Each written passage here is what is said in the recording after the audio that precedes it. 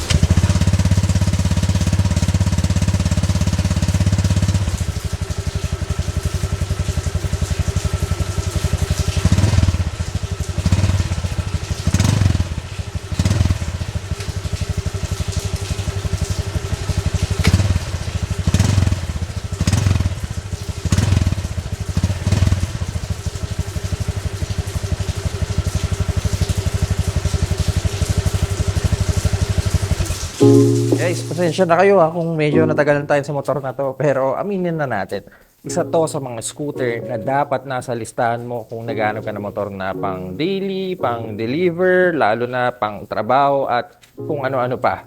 Sa pa, ang ganda ng bagong itsura niya. Pero bago tayo pumunta sa itsura, sa makina muna pala tayo. Same old engine na may 125cc displacement, 4-stroke, 2 valves like with cold single overhead cam with ESP Tech na may 11 horsepower at 11 Newton meters of torque. Walang binago dahil mukhang wala namang kailangang baguhin. Napakatipid ng makina na to, proven and tested na ng marami.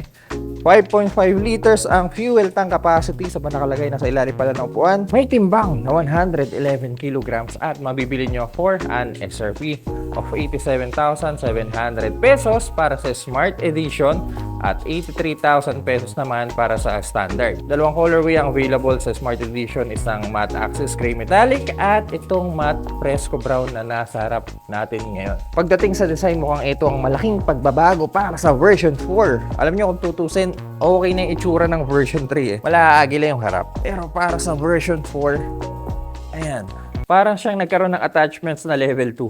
Teka, buksan natin para mas ma-appreciate natin.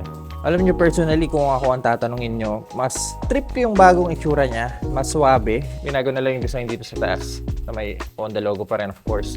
And dito sa may bandang gitna, ayan, bago na rin. Ewan ko, mas malinis na yung vibe ng part na to. Turning light.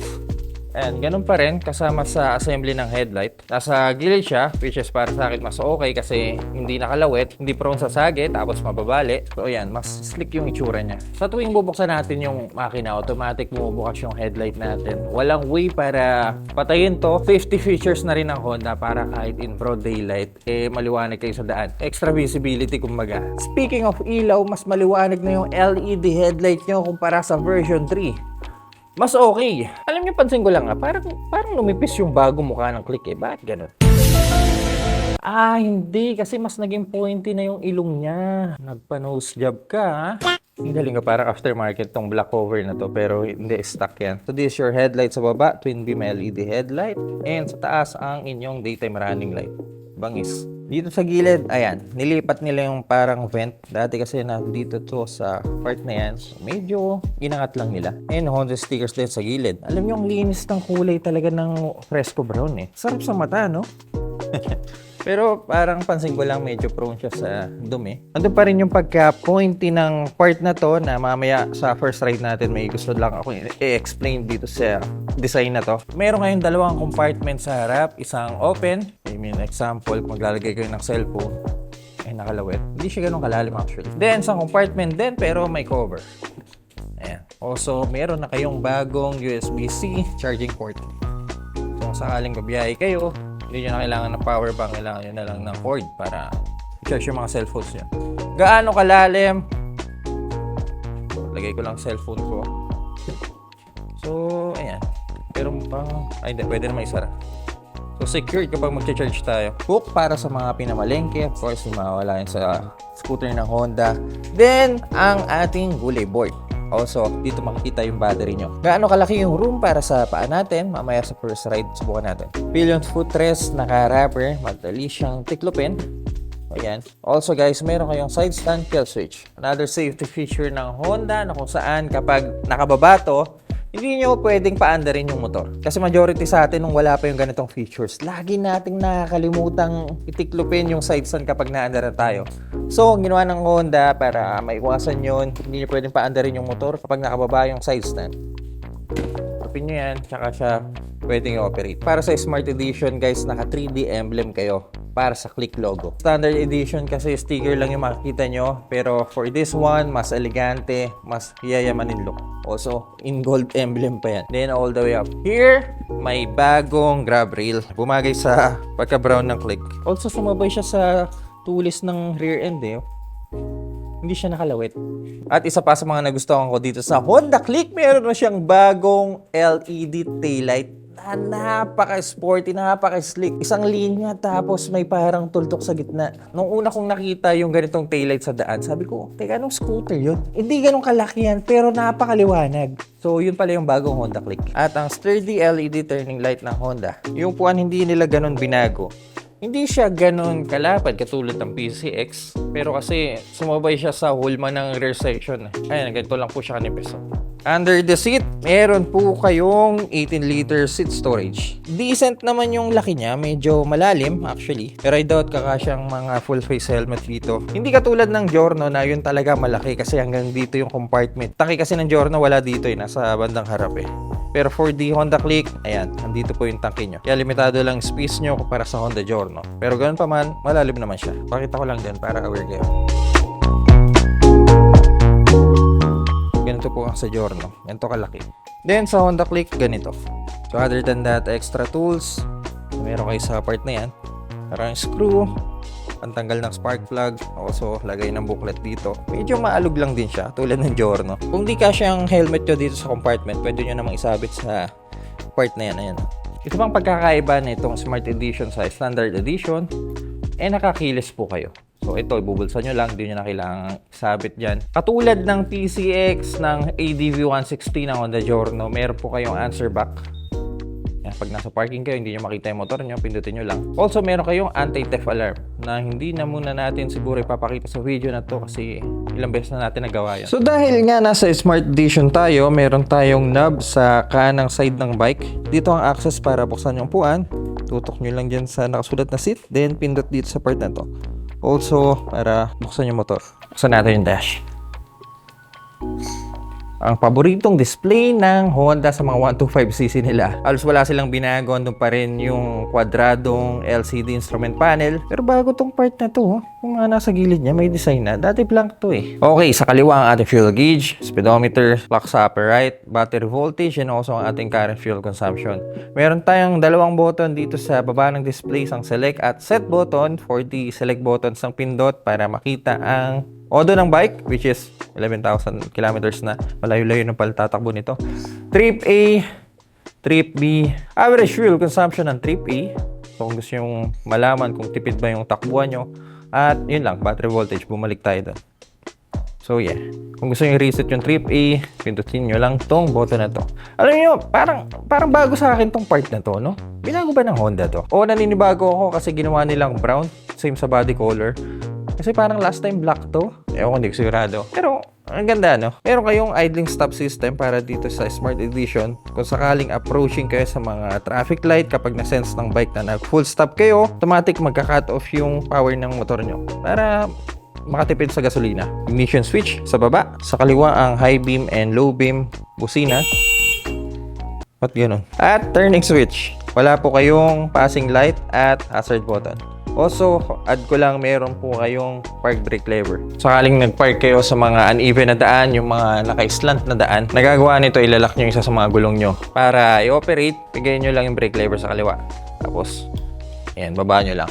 Para i-release, sampi ka lang din sa lever.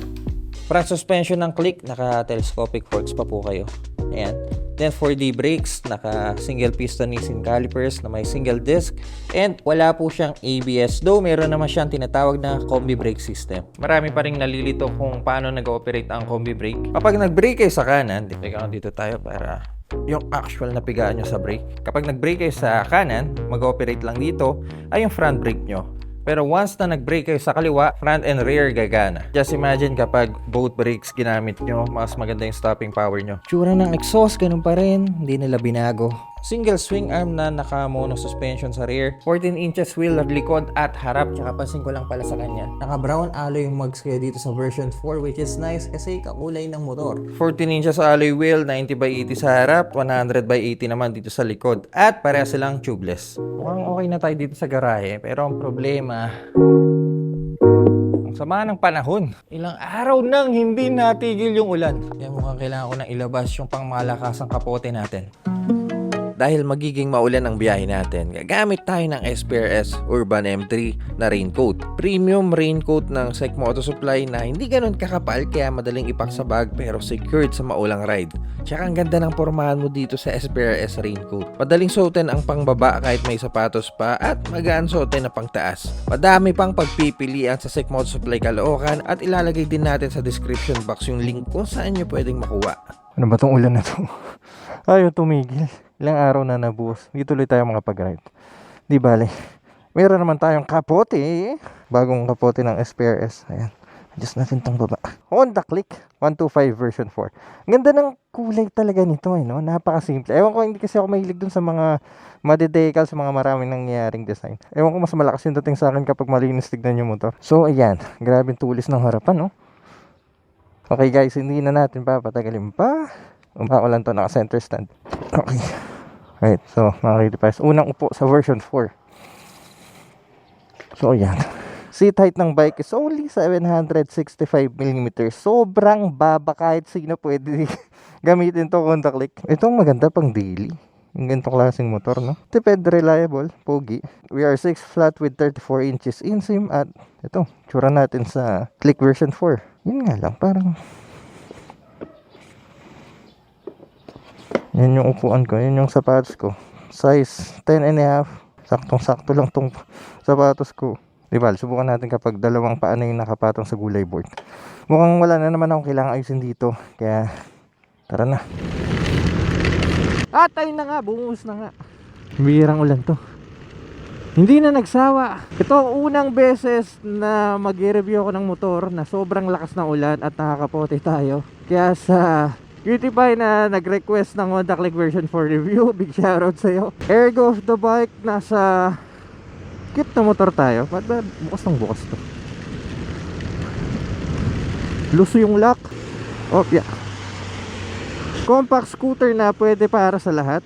Riding position natin para tayong nakaupo sa monoblock. Ganun yung pakiramdam niya. Actually straight yung likod ko. Tapos yung itsura ng legs ko, same na same kapag nakaupo kayo sa monoblock. Nakapa letter L yung legs nyo. Tayong butas sa part na to. Tapos handlebar na masyadong malapit sa atin.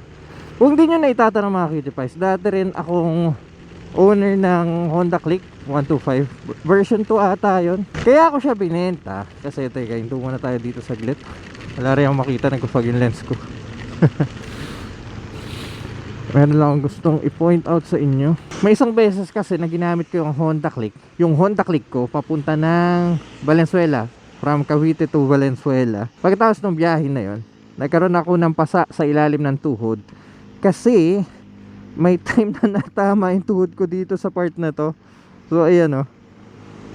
Especially kapag may angkas kayo, lumalapit yung tuhod nyo sa part na to. Kaya ito yung pinoint out ko kanina. So andun pa rin yung pointy design sa part na yan. Para sa akin ang Honda Click hindi para sa mga mahabang tao, sa mga long legged. Kasi maliit yung room niya para sa mga legs natin. I mean ayan no. Ito na yung normal na upo ko sobrang narrow, sobrang sikip ng legroom natin. So yun lang naman yung downside ko sa kanya. Ayan, sinabi ko na agad yung downside niya. Power of the bike para sa isang merong Giorno rin sa garahe. Honda Click 2 volts na 125cc at Giorno na 125 pero 4 volts. When it comes to power, may arangkada pa rin ang Honda Click Ayan o.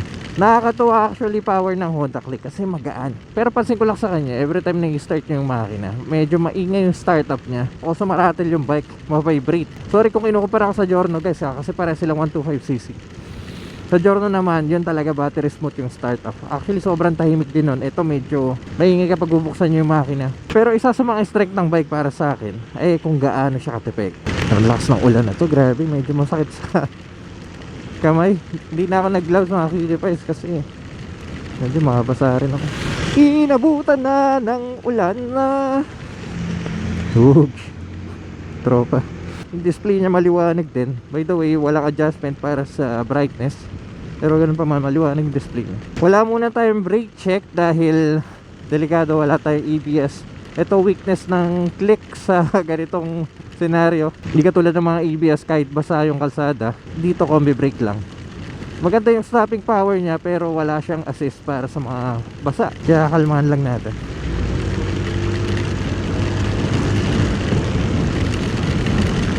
Parang ang laki kong tao para sa motor na to. Pero ang ganda na unahan. Nakikita ko pa rin yung unahan eh, oh. Suspension! Yun. I mean, sa inyo medyo sablay ang suspension ng click, pero sanayan lang din. Usually mga 125cc ganito naman talaga ang mga karakteristik ng suspension type. Masyado malalim yun. Anyway, pwede kayo mag-upgrade kung gusto niyo. Gusto tayo dito.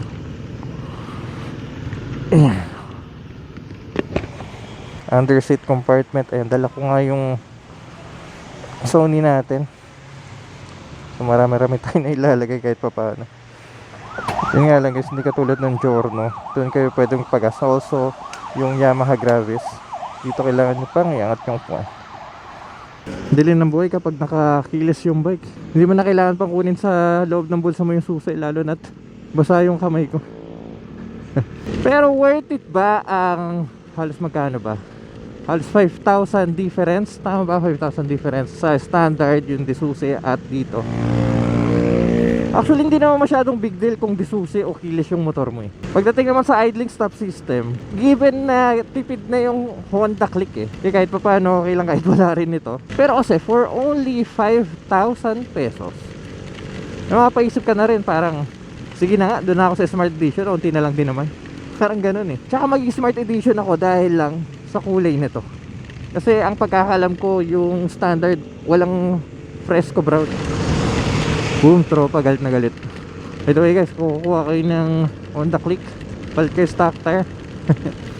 May Click ako dati, I think this is the same tire as the version 2. Hindi ko lang sigurado pero kung naka federal tires pa rin to hanggang ngayon, yeah, might as well palit na lang din kayo. Pero kung merong mang motor na laging ginagaya ng ibang brand, especially mga Chinese brand, isa na tong Honda Click. So sa ganda niya, just imagine ginagaya siya ng ibang brand. Yung itsura niya, yung power niya, gumagawa sila ng same patent na katulad ng Click. Doon mo talaga malalaman kung successful yung unit eh.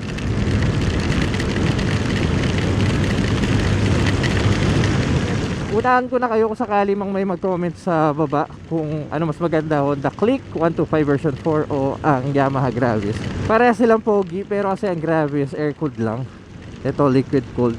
Pero ganun pa man, siguro mas pipiliin ko yung Gravis dahil kung gaano ka pogi yung bike. Ewan ko, parang napaka-unique ng Gravis para sa akin, pero kanya-kanya pa reference yan. Kung gusto niyo namang solid talaga na halos andun na lahat, pogi bike, malaking compartment, tipid, andun yung power, guys, may recommend ko Honda Giorno. When it comes to 125cc category, sobrang okay ng motor na yun. Also pasok sa build ko. 125 pero wide yung upuan, alam niyo yun, mataas yung seat height, medyo bulky tignan. Pero ito kasi sporty naman siya. Kanya-kanya silang vibe eh, kanya-kanya sila ng arrive.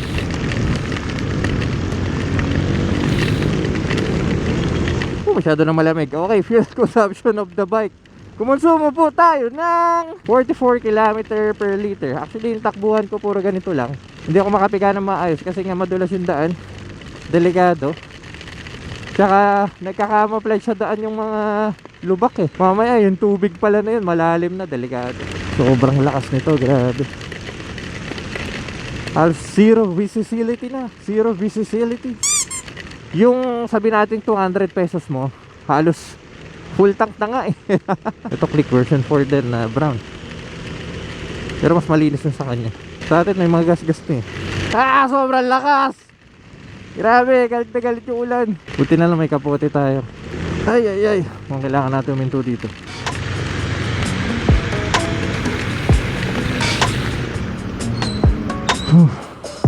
So guys, this is our review for the Click 125 version 4. And one last look. Ayan, pogi niya sa brown, no? Grabe talaga, lalo na yung front end. Ganda ng itsura niya. Pero kung kayo ang tatanong na Q-Device, 87,000 pesos. Mapakuha ka ba ng Honda Click? O may iba pa kayong maisasuggest para sa mga iba nating Q-Device na naghahanap din ng unang scooter nila? Let me know in the comment section down below. Patila lang muna siguro tayo dito, sobrang lakas na. Kaya mga Q-Device, mag-iingat po tayong lahat. At see you po sa next content.